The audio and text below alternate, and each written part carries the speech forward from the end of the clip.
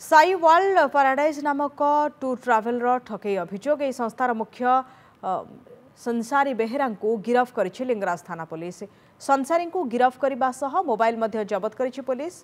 रंजित प्रधान नामक जड़े वरिष्ठ नागरिक को 30,000 टंका ठकई अभियोग होता।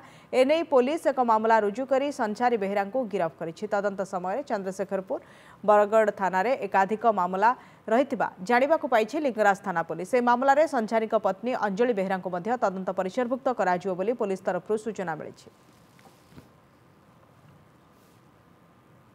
आम लिंगराज थाना केस नंबर 197 रे गोटे 420 केस होता है।